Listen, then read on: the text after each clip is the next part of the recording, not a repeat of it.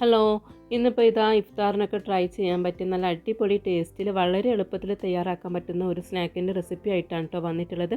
അപ്പോൾ ഇതിന് വേണ്ടിയിട്ട് മസാല വഴറ്റി സമയം കളയേണ്ട ആവശ്യമൊന്നുമില്ല. വെറും 10 മിനിറ്റ് കൊണ്ട് തന്നെ നമുക്ക് ഈ സ്നാക്ക് ഉണ്ടാക്കിയെടുക്കാം.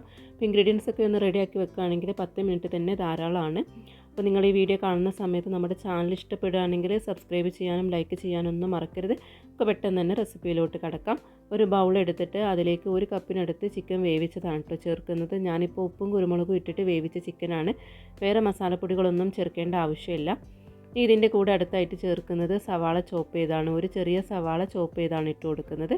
ഇനി അടുത്തായിട്ട് വേണ്ടത് ക്യാരറ്റ് ചോപ്പ് ചെയ്താണ്. ഇതിപ്പോൾ ചെറിയ ക്യാരറ്റ് ആയതുകൊണ്ട് ഞാൻ ഫുള്ളായിട്ട് എടുത്തിട്ടുണ്ട്. വലുതാണെങ്കിൽ അതിൻ്റെ പകുതി എടുത്താൽ മതി.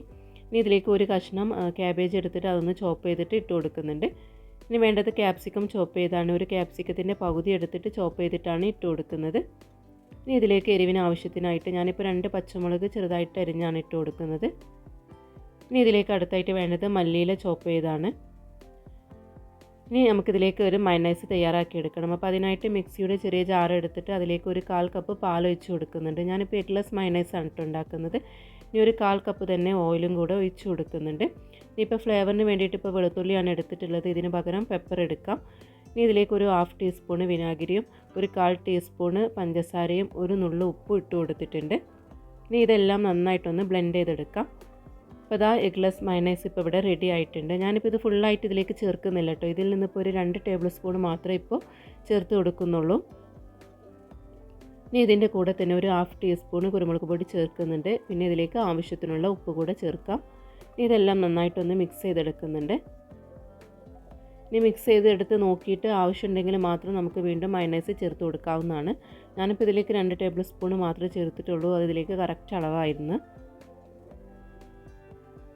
ഇനി ഇത് കൈ വെച്ചിട്ടൊന്ന് ഒരുപാട് അങ്ങ് മിക്സ് ചെയ്തിട്ട് വെള്ളം പോലെ ഒന്നും ആക്കി എടുക്കരുത്. ചെറുതായിട്ടൊന്ന് മിക്സ് ചെയ്തെടുത്താൽ മതി.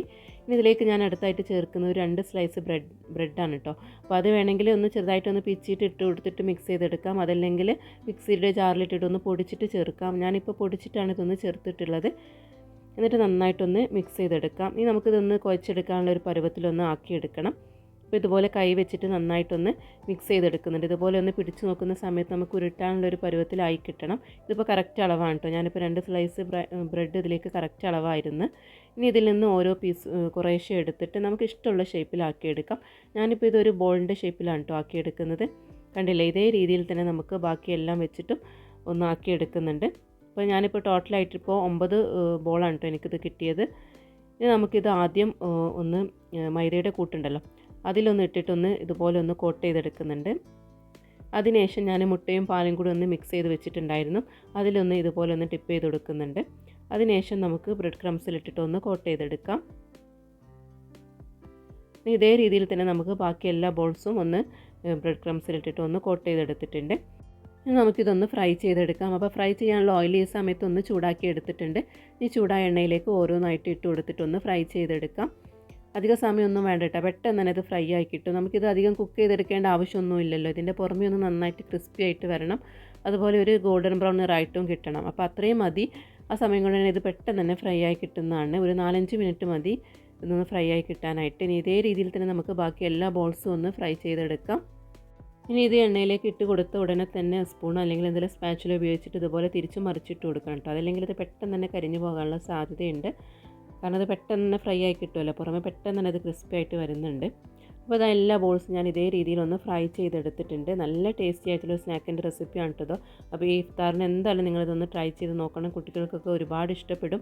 നമുക്ക് ഇഫ്താറിനൊക്കെ ടൈം സേവ് ചെയ്യാൻ പറ്റിയ നല്ല അടിപൊളി ആയിട്ടുള്ള ഒരു സ്നാക്കിൻ്റെ റെസിപ്പിയാണിത്. അപ്പോൾ എല്ലാവരും ട്രൈ ചെയ്ത് നോക്കി നിങ്ങളുടെ ഫീഡ്ബാക്ക് അറിയിക്കുന്നു വിശ്വസിക്കുന്നു. അപ്പോൾ വീണ്ടും മറ്റൊരു ഈസി റെസിപ്പിയുമായിട്ട് നമുക്ക് കാണാം. താങ്ക്